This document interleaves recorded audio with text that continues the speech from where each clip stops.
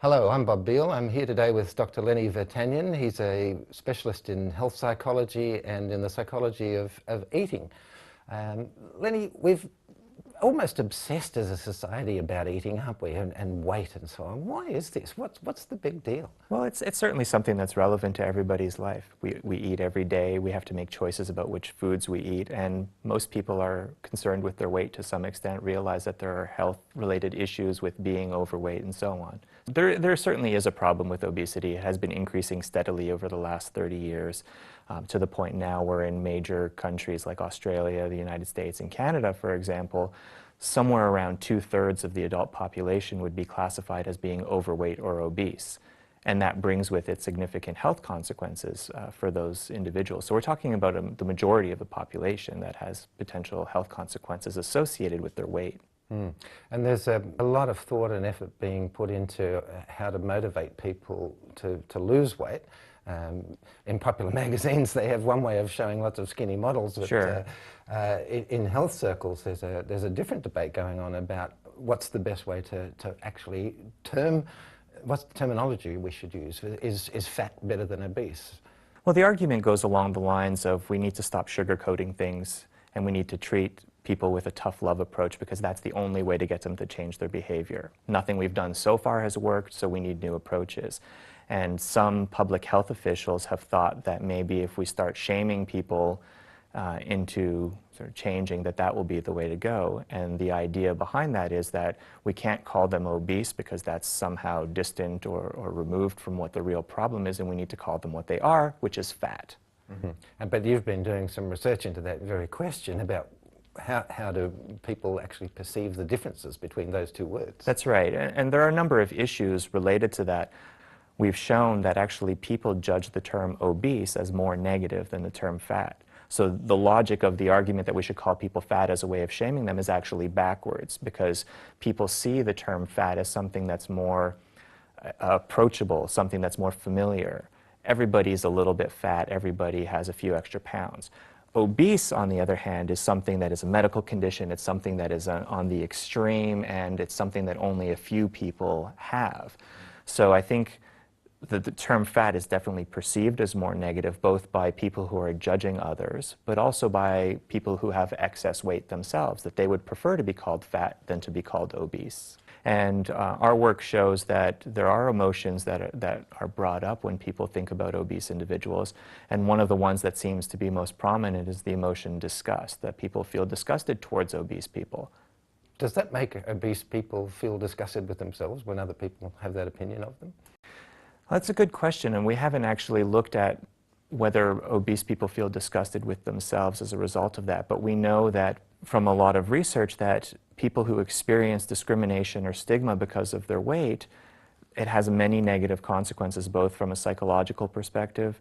You know, their self-esteem suffers, their body image suffers, they have an increased chance of depression, but it also interferes with their motivation to engage in healthy behaviors like dieting and exercise. And so that's another reason why this approach to shaming people into changing doesn't make sense, because it actually backfires and makes people less likely to want to change their behavior. And yet we've had public health officials in Britain and Australia in recent months advocate exactly that. Well, and one of the things with public health officials, like any other public official, is that they're trying to publicize themselves and their perspectives, and they don't often base those perspectives on the available evidence. And that's unfortunate in this case, because they're making claims that could actually be counterproductive. Well, as a psychologist with a special interest in this area, and you've seen what doesn't work, what does work? What does help motivate people to lose weight? It's very difficult, and one of the reasons why it's very difficult is because people who are overweight and obese have tried repeatedly to lose weight, and they fail repeatedly because most of the quick fixes, most of the gimmicks out there are not going to be effective. And so by trying and failing repeatedly, that dampens their motivation to keep going. So what we need to figure out rational, sound ways for people to be able to eat healthy and to manage their weight without trying these quick fixes and quick gimmicks, and trying a healthy lifestyle balanced approach. People who are overweight and who are obese are motivated to change for the most part. They're not happy to be the way they are because of the health consequences, because of the negative treatment that they get from other people, because they're discriminated in employment settings, because they're discriminated in healthcare settings. There are so many reasons why people should be motivated as it is to change their behavior. It's just that it's very difficult to do, and most of the ways that we offer people to change their behavior are not effective. It's interesting you're describing a kind of like a minority group that's badly discriminated against. In most other cases, the general majority of society would feel empathic and sympathetic towards them and want to help them change laws. In this case, what you're saying is we've actually got a majority who feel a sense of disgust when they deal with these people. That's right, and obesity is unique in that way from other social groups who are stigmatized because, first of all, they do make up the majority. And second of all, they are not afforded some of the same protection that other groups are. There are no anti-discrimination laws at present. They are still discriminated against in employment settings and various other contexts. And we haven't been making progress towards reducing that level of stigma and discrimination, whereas we have been making progress in other areas. So this is sort of one of the last acceptable forms of discrimination is weight bias. As a health psychologist, do you have any take-home messages for people about weight and body image? What do you tell people that's a healthy way to approach that in your own mind? Well, I think we need to think about big picture stuff. We need to think about changing our food environment, first of all, the way people have access to high caloric, low nutrient foods. They're available anywhere. You go to a pet shop and they have a checkout stand where you can buy some candies for yourself.